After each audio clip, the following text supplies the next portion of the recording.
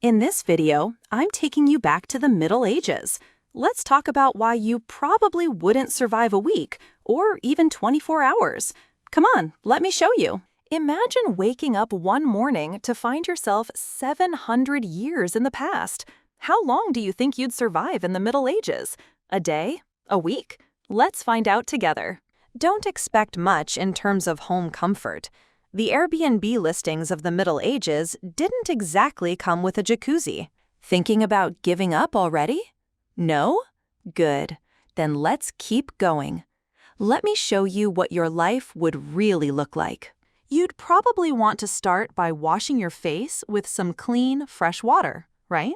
And maybe the idea of having some stale, grainy bread and a bit of beer for breakfast sounds nice to you. Well, that's the whole meal. Croissants and coffee? Sadly, those are luxuries far beyond the reach of someone like you, a poor medieval peasant. Don't worry, back then, you didn't need to take your dog outside to pee.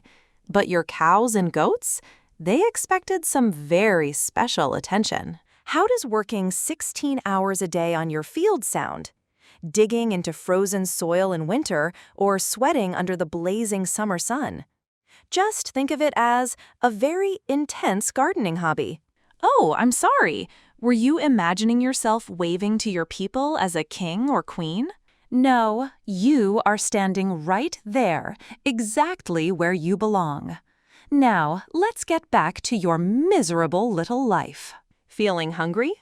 If you're lucky, you'll get 3 meals of vegetable and grain soup a day, served with a generous helping of germs. And instead of coffee, how about a nice cup of tea, made from whatever random herb you can find?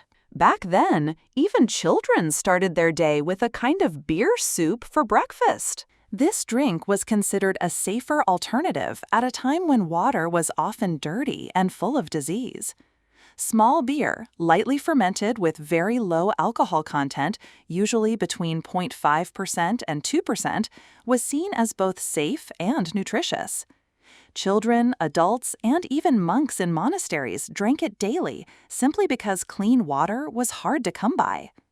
It was commonly consumed at breakfast or throughout the day. But don't worry, this doesn't mean children were getting drunk. Small beer was more like a food staple than an intoxicating beverage. Of course, you're going to get hungry.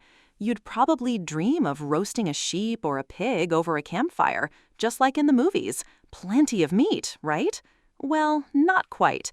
In reality, your most reliable source of meat would be fish. If you were lucky, you'd be born in a fishing village. But if you lived inland, your only option would be to buy fish that had traveled for days in a horse-drawn cart, sold in less than sanitary meat markets. Many people died from eating spoiled or contaminated meat. If you're really set on eating meat, then you'll have to visit the open-air meat market. But be warned, the butchers there weren't exactly known for their commitment to customer satisfaction. Another major problem: human waste in the streets. Yes, people used chamber pots and then simply dumped the contents outside. As far as they were concerned, getting the filth out of the house was good enough. In castles and palaces, you'd often see small stone projections jutting out from the upper floors. These were medieval toilets, and nobles used them to relieve themselves straight down the side of the walls.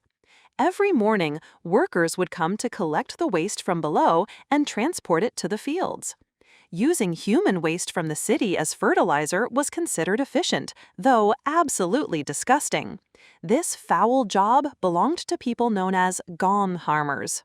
It might be a bit gross, but back then, there was no toilet paper. Instead, people used a cloth wrapped around a stick. And as for the slaves who had to wash those reusable cloths, I can't even begin to imagine. In some towns, people actually went to the toilet together, literally side by side. And believe it or not, they saw it as a chance to chat about the problems of the day.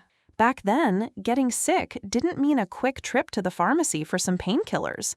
Most illnesses, like the plague, often led to an early death. Doctors weren't just doctors, they were also barbers and sometimes even butchers. Between 1346 and 1353 alone, the Black Death killed over 100 million people. When it came to medicine, survival was mostly a matter of luck. If you were lucky, you died before the doctors figured out what was wrong with you. It was still better than being tortured with unnecessary amputations. Some doctors, after making you drink all sorts of nonsense in the name of medicine, might eventually decide that you were simply possessed by an evil spirit. And yes, there was a real chance you could die from something as simple as a rat bite while you slept. 1 in 4 children died at birth or before reaching their first birthday. Another quarter didn't make it past the age of 5 or 6. And don't forget, the average life expectancy back then was just 31 years. Though, to be fair, those who made it past 20 often died in war. Borders were constantly shifting, and throughout history, it's always been the poor who died for the ambitions of the rich. Let's say you were lucky enough to live in a peaceful society that didn't want to conquer others. Well, that didn't mean you were safe. Your castle could still be attacked, or raiders might storm your village and burn your homes. If you were really lucky, they'd just rob you and leave without killing or torturing you. Of course, you could also die in your sleep, or maybe a skilled archer would take you out while you were relieving yourself in the woods. While gathering firewood in the forest with your child, a pack of wolves could easily attack. You would die without anyone ever hearing your screams. And if we're talking about justice and law, let's just say tax collectors were just as ruthless back then, regularly robbing you under the name of duty. The churches of the time also helped keep people poor, draining them through lavish ceremonies and displays of grandeur. And if you ever found yourself at odds with the church, well, then a painful end likely awaited you. If you weren't born rich or noble, you were almost always in the wrong. Even if a court hearing was held, the verdict had usually been decided long before it began. The roots of the word prejudgment trace right back to this era. Bribery often shaped the outcomes of trials, and it wasn't uncommon for someone innocent, like you, to be hanged in place of the real criminal. Your innocence didn't really matter. Torture in the dungeons often forced you to confess to a crime, just so you'd die a little faster. Walking to the gallows through an angry crowd was, at times, the closest thing to mercy. It was still better than waiting for death in a dark underground dungeon until even your name was forgotten. At night, walking home from a tavern, someone could kill you for a bit of money or simply for fun. Over 30,000 people were executed under the accusation of being witches, most of them innocent women. Their hands were tied and they were thrown into deep rivers. If they floated, it meant they were witches and were burned. If they sank, they were innocent. In other words, drowning to death was the only proof of their innocence. If you were a man, chances were you'd be forced to die or be maimed in some pointless war, all for a landowner's new borders. Over 40 million people died as these borders shifted. Most of them were just peasants. Those cool knight armors you see in movies, they were only for the noble and the wealthy.